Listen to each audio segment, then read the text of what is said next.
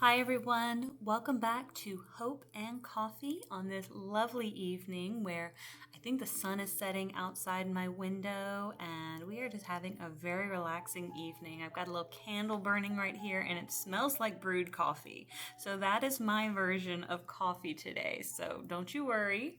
Again, it does say fresh brewed coffee. There is coffee here with Hope and Coffee, but in my cup it is actually tea right now. So don't worry, I do have a beverage. It is just tea right now because it is a little bit later in the evening and I thought a cup of tea would be really relaxing.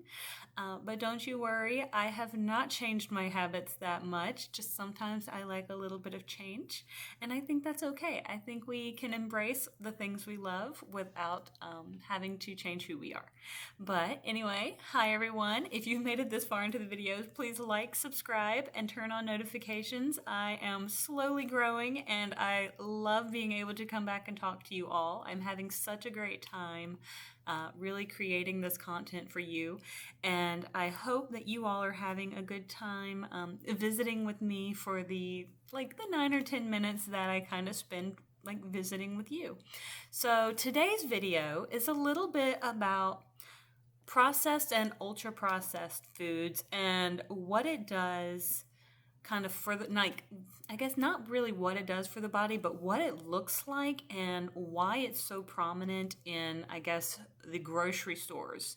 And pretty much what happens, it's something that I've really actively tried to avoid for as long as I've been trying to eat better. I have actively tried to pay attention to the level of processed foods that I intake. Now, processed foods meaning made in a factory, wrapped in plastics, or some foods that are in cans. And those can be like processed soups, those can be those processed not candies but pastries, just factory made things that are not I think the best way to think about it is most of your fresher foods are going to be found on the outer aisles of the grocery store. So if you think about it, how the fresh fruits and veggies are on the outer wall, and as you kind of continue around, then you've got your meats and produce, you've got your dairy, and then you kind of continue around and it kind of does that sort of thing. So if you stick to the outer wall, you're almost getting a good portion of the quote-unquote fresher product. I'm not going to say that all of it is non-processed. That's not what I'm saying, because you're still going to find cheeses and things like that that have been processed quite significantly. But the thing is kind of a rule of thumb, if you're looking for things that are less processed, you're going to be able to find a good portion of that on the outer walls. On the inner aisles is where you're going to start finding a lot of those processed foods. And according to the research that on the study that I've found, and this is again one of those articles that I kind of ran across, about 70% of what we're seeing in grocery stores these days is what is considered this ultra processed food. And that can be everything from the cereals that we're eating, the breads we're eating, the dressings, it's a lot of stuff. So just paying attention to the ingredient list on the back of things is going to be incredibly important for identifying those ultra processed foods, because when you start getting ingredients that you really can't say, those are going to be ones those are going to be pretty easy to determine that those are probably not I guess those are going to be more processed, just more processed in general. Now, that is not to say that some of those words do not interpret okay, because dihydrogen monoxide means water. It's two hydrogens and one oxygen, H2O. It's water. But what I'm saying is some of these chemical compounds can translate down into a substance that is an organic compound. However, you're still deriving that sometimes from a process. And so it's just literally being aware of what you're consuming more than anything else. And so the things you're looking for more are like the fillers, the stabilizers, the things that give like longer shelf life, the additives for flavor enhancements, the synthetic ingredients for like especially like in gummy bears, or like things like Laffy Taffy. Some cereals have some kind of sketchy ingredients as well. So, I mean, there are things that we run across pretty frequently that, hey, I love cereal. I really do, but I don't buy it all that frequently because I have learned I shouldn't have a bowl of sugar for breakfast. If I buy cereal, I usually will eat it as almost dessert in the evening after dinner.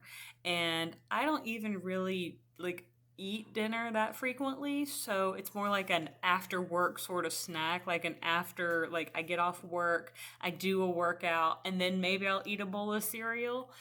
So it's more like something like that rather than having a bowl of cereal for breakfast, because I just find that some of them are just so incredibly sweet and they've got those fillers and additives and things like that and sugar substitutes that aren't great for you. But most breads, cereals, snack foods, foods that seem overly convenient, the like ready-made meals often, the frozen meals, the microwave dinners, those are often stabilized or filled with additives in order to give it those longer shelf lives, to prevent those freezer burns, to allow it to sit in the freezer longer. But what it can do for the body is you tend to stay hungrier longer as well. And you will tend to consume more as well. So it's just something that I've kind of been aware of. And I'm not saying that it's like this like super horrible thing. I'm just saying it's more of a part of the mindful eating aspect. If you are trying to be mindful about your eating, it's just knowing what you're putting in your body and truly being aware by looking on either the back of the packaging, looking at the nutritional information, and kind of educating yourself on what you actually have. If a pizza says it's like 350 calories per serving, make sure you know how many servings, because it may be 8 servings.